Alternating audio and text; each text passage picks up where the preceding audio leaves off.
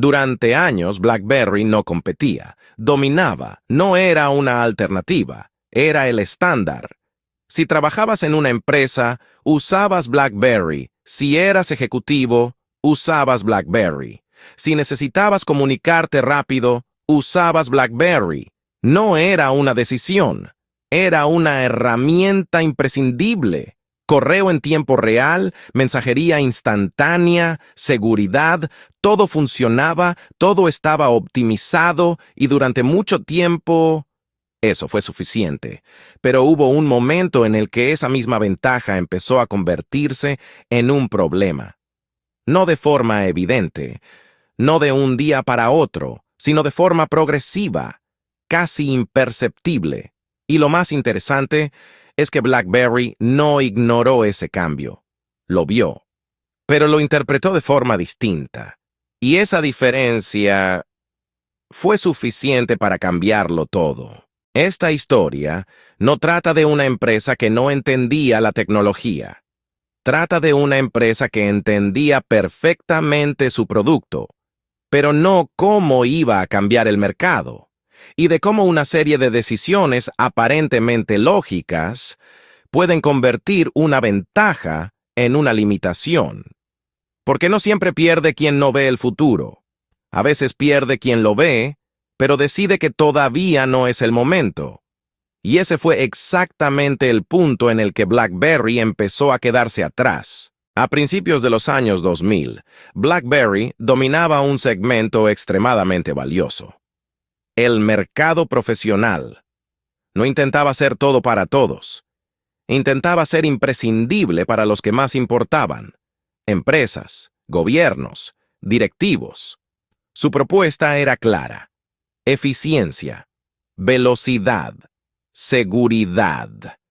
Pero el verdadero valor no estaba solo en el dispositivo, estaba en el sistema, los servidores propios, la compresión de datos, la infraestructura de comunicación.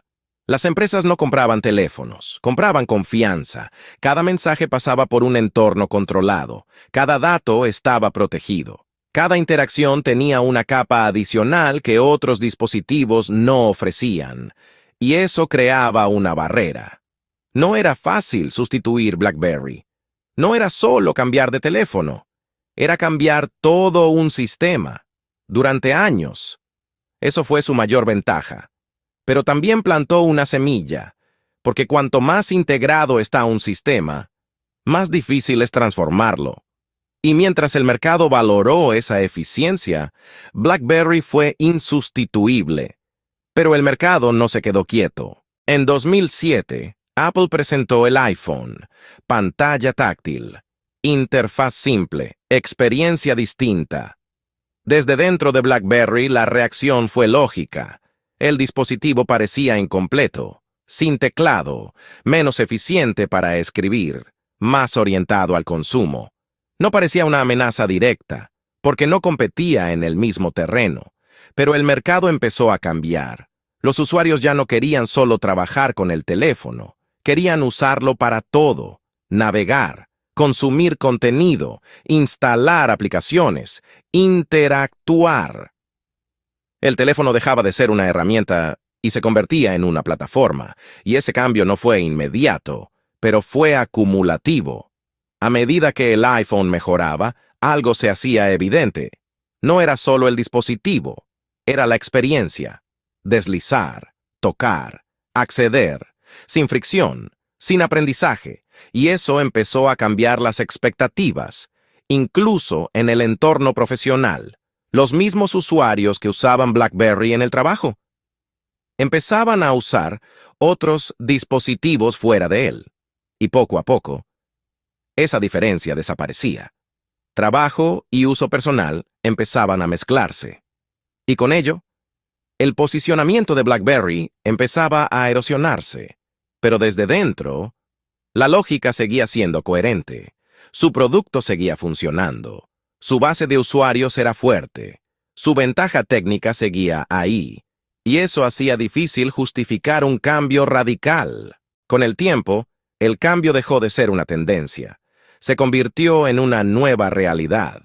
Apple mejoraba su producto. Google impulsaba Android y algo empezó a consolidarse. El ecosistema, aplicaciones, servicios, plataformas. El valor ya no estaba solo en el hardware. Estaba en todo lo que lo rodeaba. Y ahí BlackBerry empezó a quedarse fuera. Intentó reaccionar. Pantallas táctiles, nuevos sistemas, intentos de adaptación. Pero el problema no era técnico, era conceptual. Seguía pensando en eficiencia. El mercado ya valoraba experiencia. Y apareció otro factor clave: los desarrolladores. Las nuevas aplicaciones no se diseñaban para BlackBerry, se diseñaban para iOS y Android, y eso creó un efecto acumulativo. Más usuarios atraían más desarrolladores atraían más usuarios. Mientras tanto, BlackBerry quedaba fuera, no por falta de capacidad, sino por falta de adopción, y en mercados de plataforma, eso lo cambia todo. Ese fue el punto de no retorno. No cuando apareció el iPhone, sino cuando el mercado dejó de construir sobre BlackBerry. La caída no fue inmediata, fue progresiva. Cada trimestre la distancia aumentaba. Cada año la relevancia disminuía, hasta que ocurrió algo clave.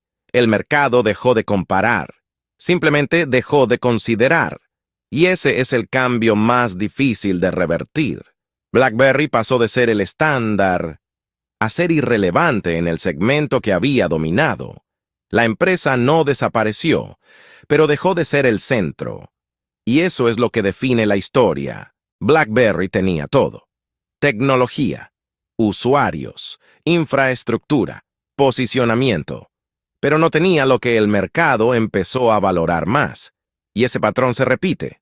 Empresas que dominan una fase, pero no la siguiente. Porque el problema no es construir una ventaja, es saber cuándo esa ventaja deja de ser suficiente. Y en ese momento, el tiempo deja de jugar a tu favor. La historia de BlackBerry no es única. Aparece en otras empresas, en otros sectores, en otros momentos en los que todo parecía funcionar, hasta que dejó de hacerlo. Porque el problema no es ver el cambio, es entender cuándo ese cambio deja de ser opcional y actuar antes de que sea demasiado tarde.